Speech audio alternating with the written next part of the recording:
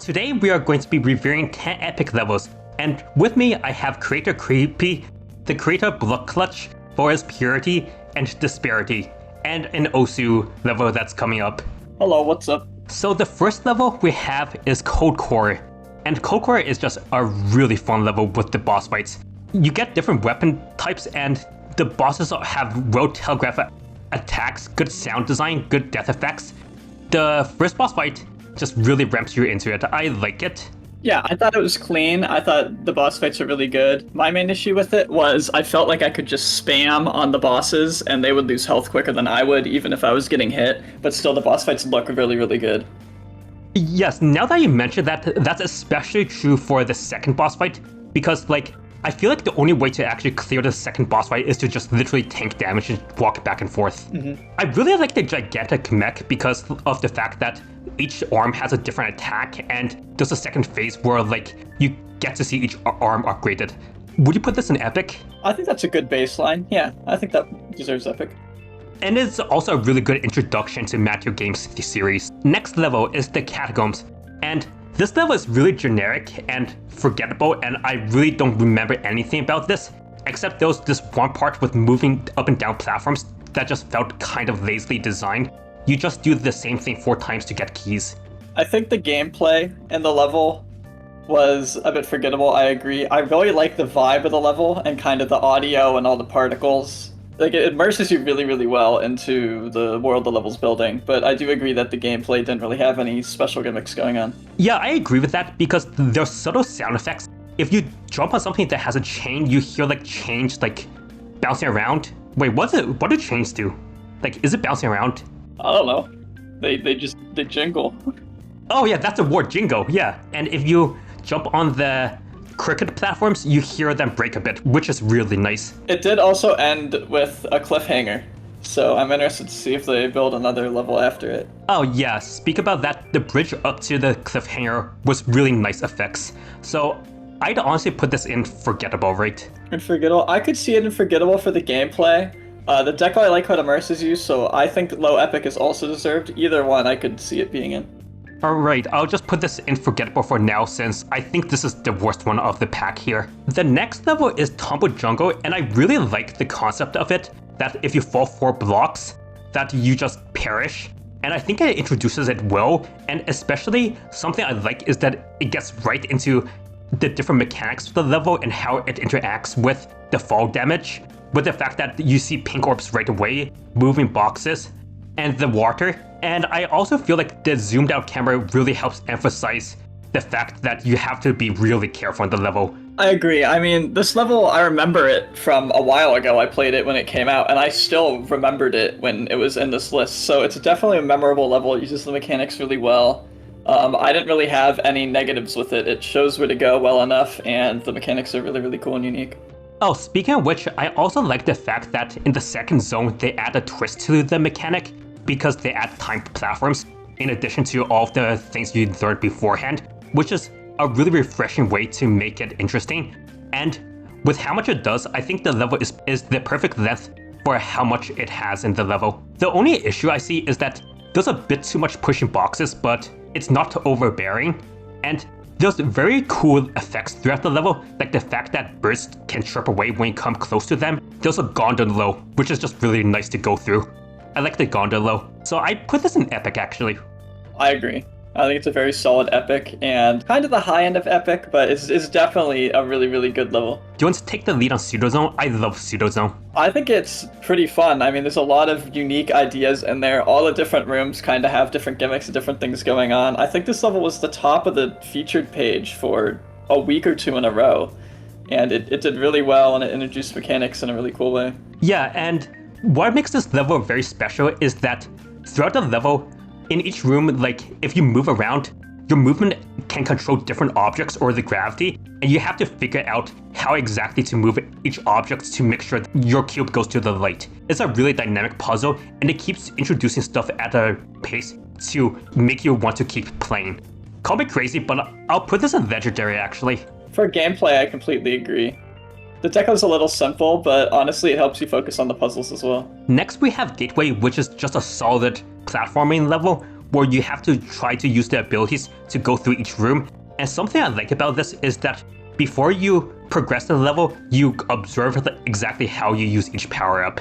And I like the minimalist design. I think one thing I'd say that's not that great about the level is that there's a lot of text that tries to explain to you how the mechanics work, and I feel like the mechanics could have been introduced in a much more natural way. There's another level that I played a while ago back when it came out, and I actually remember looking through this in the editor to see kind of how certain mechanics work, because I thought they were done really well and they were super clean to use.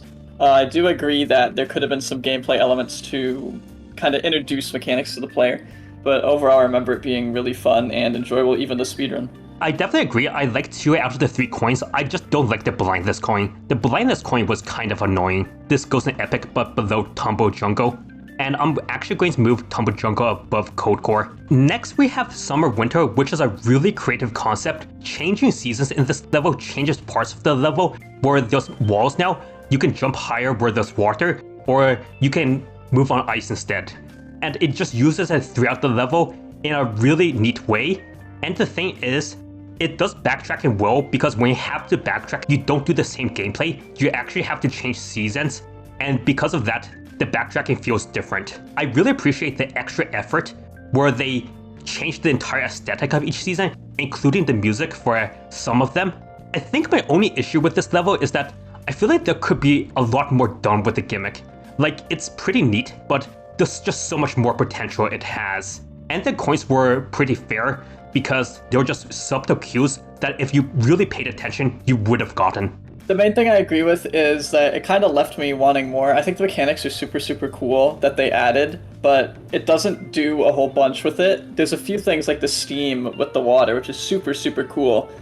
But other than that, yeah, I was mainly pushing blocks. And then the thing that I struggled with the most was I actually got lost in this level quite a bit. I had to backtrack a lot. It took me about 5 or 10 minutes to find one of the keys, because it was in a section I didn't check at that point. So it was a little confusing to navigate, but the mechanics that are in the level and the theming is really good. Yeah, because of that, I think this is our first low epic. I could see it at low epic, yeah. Next is the Chateau Magique, where basically the level is split into a huge main level section and 3 boss fights, and all of the boss fights are really good. The spider is neat because it has really well telegraphed attacks, feels like you have to constantly keep your eyes peeled, and it's really engaging to play. Yeah, the main thing that stands out to me with this level is there's so many unique attacks, and especially that second boss with the swords. Just the detail of changing the Z layer so that they go above or below the wings to make it feel 3D, and then the stained glass background. It's just amazing how well it looks and how good the attacks are. I didn't notice that. That's a really interesting touch. And something to definitely point out about this level is I mean, most of these levels were, but this, especially, the scale of this project to be released in the first month of the update is really insane to me. This was the first level that I remember seeing and being like, this is insane. The scale of this project to have 3 boss fights and an hour of gameplay, 2 hours of gameplay, this early into the update is crazy. And the last boss, it has a bunch of different attacks that it uses throughout the entire fight, but you have to constantly figure it out. And what's really good about the last boss is that when the layout changes, because you understand the attacks, you have to improvise and figure out how to dodge them with the layout changes. That's just a really genius boss design decision, creator. This level, when it came out, I was pretty shocked it didn't get legendary, because there's just so much attention to detail. I've heard really good things about the gameplay. I haven't been able to play it myself since it's so long and I have a skill issue. But from the videos I've seen and from hearing about the level and watching other people play through it, it definitely sounds like it's just one of the better projects to come out of early 2.2. Also, like, Nightmare mode makes this level really replayable, because then the bosses do 2 attacks at once, so it truly tests if you understand how to dodge each attack. One thing, the non-boss fight parts, the platform parts, aren't really that memorable. My 2 favorite platform parts are the lava section, because I like the moving platforms while there's a lava rising to chase you, because it makes it feel more intense. And there's also a minecart section. Also, like, this level teased a sequel at the end, like, over a half year ago, and please just give it to us, or something, you know? Absolutely. I think it's, like, top of epic. Some of the non-boss fight parts just kind of drag on a bit. The next level is Generations, where you can record yourself, and after that you can interact with your recording, which is a really cool concept. And it uses it throughout the level for a bunch of puzzles, except like one of the puzzles I really didn't like was Room 5, with the 3 buttons and the platforms moving up and down. It felt way too finicky and just inconsistent. I really liked the mechanics of this level, but I'd often find myself just dying to stupid things, having the block push me in a weird way, or not making it out of recording mode to a safe place in time, a bunch of stuff like that. And then also, I think the deco is a bit lacking. I mean, for an epic rate, I feel like there could have been a little more done, but the concept itself is very, very unique. I just remember struggling with this level a lot. I think it ended up taking me about 15 minutes to complete. Yeah, this level is really finicky, and one of the things is that the recording just launches back when it loops. That was very confusing to understand at first, and I don't think it was well indicated. The 7th room was really creative with the fact that it was a time limit with recording with the wall coming towards you. I thought that was a really neat touch. I'd actually put this in low epic / featured. I agree with low epic. I completely agree. Do you want to start with one of the Legend 1000? This level took me so long because of the boss fight. So this was a recreation of a game. I thought the art style was really clean and it looks pretty cool. It does the rooms really well. There's some secrets, like if you go off one of the rooms to get a coin, stuff like that. Or if you go kind of just slightly off screen. The double jump mechanic was done decently well, but the main thing was the movement really felt slidey and slow and clunky. And the thing I like about the boss fights is that there's a dynamic between safety or charging up your attack, which makes them more complicated. And especially if you get a full charge, all of the boss projectiles disappear. I felt like each boss fight lasted way too long for what it was. I really thought the boss fights were designed really well, and that safety trade-off versus damaging the boss was done really, really well. The main issue I had was hitting the boss. I think the final boss was 6 times you had to do it, so collecting 24 of the pluses. That took a really long time. That end boss took me like 10 or 15 minutes to get through. And it's a fun boss, but it dragged on for way too long, I agree. And the other thing about this level is that the dialogue in this level is really fun. Like, there's a part where if you go in a cliff, it says, "What's the meaning of life?"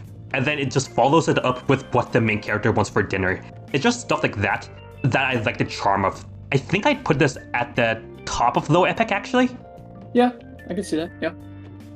And finally, we have Scorching Core, the sequel to Cold Core. This is an improvement in every way.